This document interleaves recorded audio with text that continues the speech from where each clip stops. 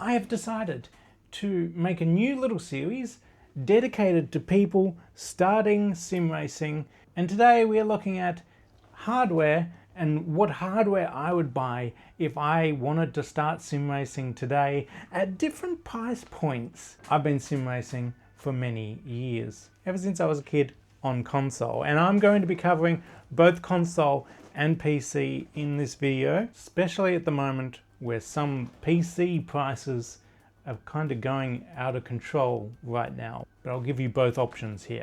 If you're looking to get into sim racing, there are 5 things you should really need for sim racing. That's a cockpit or a table or something to mount your stuff on. That is a PC or console to play your games on. Steering wheel, pedals, monitor. So for budget cockpits and things, yeah, you've got your let's say next level racing, fold away FGT kind of rigs. You've got your stands, your wheel stands. They're good options if you want something to mount, but you don't want to spend a lot of money. And then you need something to put on that fold away rig, that table, that whatever you have to mount your stuff on. Let's talk about the wheelbase for consoles first. This will translate into PC a bit as well. For a wheel, if you're on a super budget and you only really want to spend a few $100, I mean, you definitely have your Logitech G29s and G923 or whatever I think the Xbox version is, and all your Thrustmaster equivalents. Thrustmaster has like the T598 out now as well. They're better than like the G29s and stuff. A little bit more expensive, but they do have cheaper ones as well. I'm leaving this open to interpretation a little bit because I don't know your specific budget.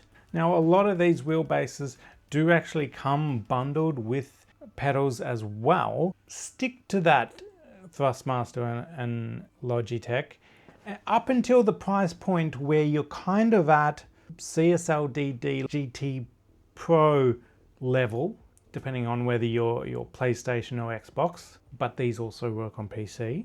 And then when you're at that price point, I would recommend just going Fanatic. I do recommend direct drive and load cell pedals if you can afford it. I used to have the Fanatic CSLDD. It was a good little device, and just if you're using it on Xbox, make sure you get the Xbox compatible wheel, and if you're on PlayStation, get the GTDD Pro, not the CSLDD.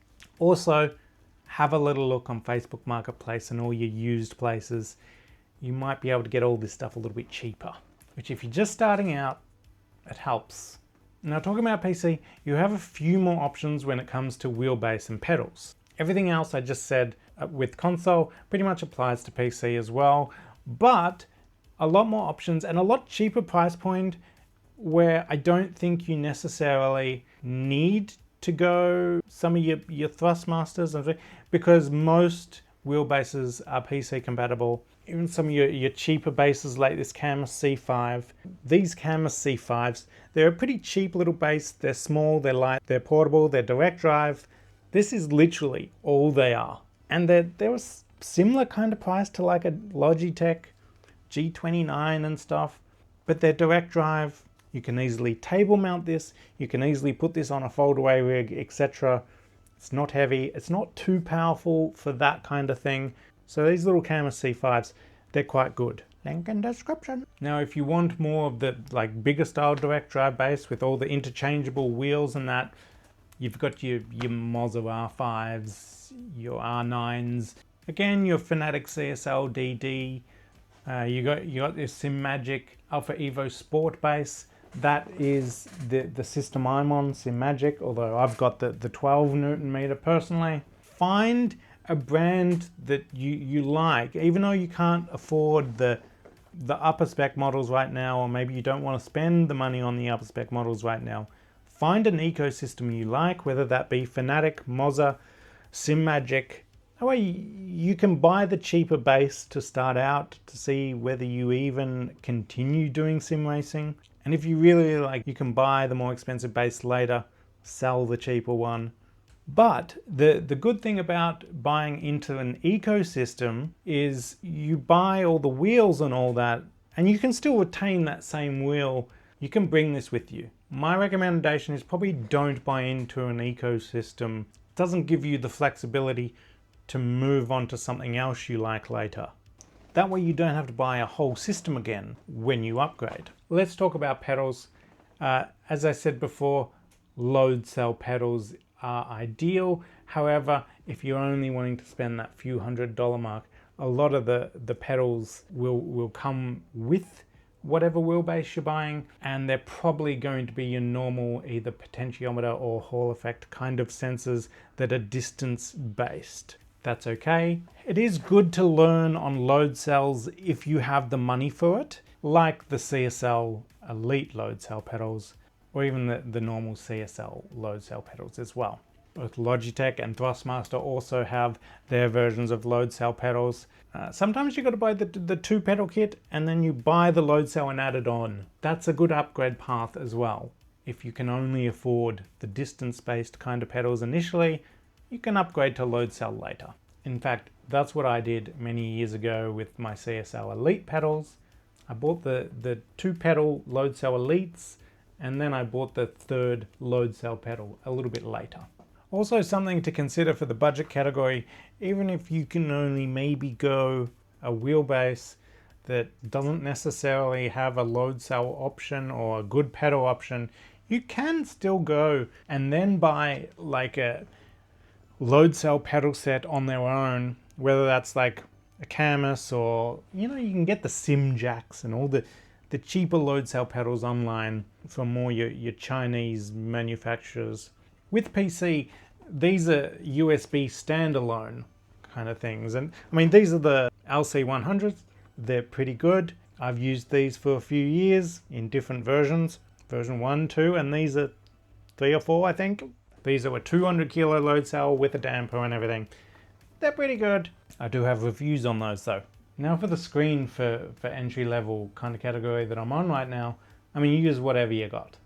Like that's what you do with entry level. Whether that's a TV, whether that's whatever standard monitor you have.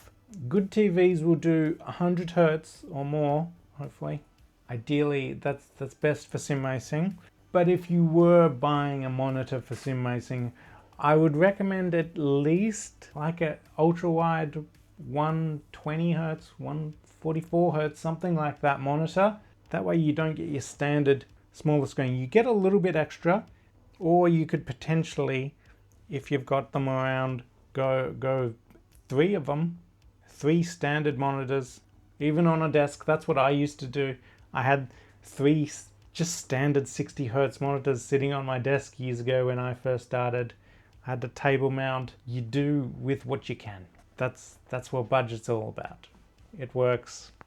The other budget option is this, the MetaQuest 3S. You can pick these up for $300-400 USD. Gives you real sense of immersion. This one's got the breathable interface on it as well. Helps some air, so especially if you live in a hotter climate like I do, I'm in Queensland, Australia. It gets quite hot here, and this breathable interface and with the silicon on there, this is much better for this kind of climate. You don't get too sweaty in there. Helps a little bit. Makes you feel a bit more immersed and not super expensive. And if you're on a console, if you're on a PlayStation, there is the PSVR 2. That'll make you feel a little bit more immersed, give you a good little OLED screen. That's a good little option for a screen as well, especially if you're doing like Gran Turismo or something. Now when it comes to the PC, I just recently did a video on building a PC for sim racing at a few different budget tiers. Check out that video, that'll help you out there. Now let's talk about if you want to spend some money. Now I guess there are people that use console and still spend some money. I mean, the Fnatic have made their, is it DD1, DD2, that is PlayStation compatible, although they've pretty much upgraded those now. And so obviously there's the market out there for people on console that do want to spend a little bit more money. The thing is on console though, it's more how to mount that. When you're talking about 15, 20 Newton meters, they're not really table mountable, and fold away cockpits get a bit sketchy on them. some of the foldaway cockpits do still move a bit. So probably in terms of console, I'd probably recommend staying around those GT, DD Pro kind of levels. You can go higher unless you got a proper cockpit and everything though. There's also the Logitech, the G series. That's PlayStation compatible and it's at a bit higher price point, bit more power. Thrustmaster has their equivalent as well. When it comes to PC, then yeah, you actually have a bit more options. The world is your oyster. When you wanted to spend a bit more money, Fnatic, you got Camus, you got Acertec, you got Mozza, you got Simagic, you got everything under the sun. Find an ecosystem that's right for you and something that you're happy with in the price point and the upgrade paths. I personally decided on the Simagic ecosystem. The Simagic ecosystem just had what I wanted, is the quality level I wanted, had some good wheels, had some good bases, different ranges of bases at different price points, has all your gear shifters, your pedals, again pedals at all different price points, different options, got some hydraulic stuff there. I mean, Simagic's a pretty good ecosystem. That's why I decided to buy into it myself. And honestly, in my opinion, that is what I would probably go for. Everyone's going to have a different opinion on that though. Right now, the most notable ones and most common ones are the Fnatic ecosystem, Simagic, Mozza, Simulcube.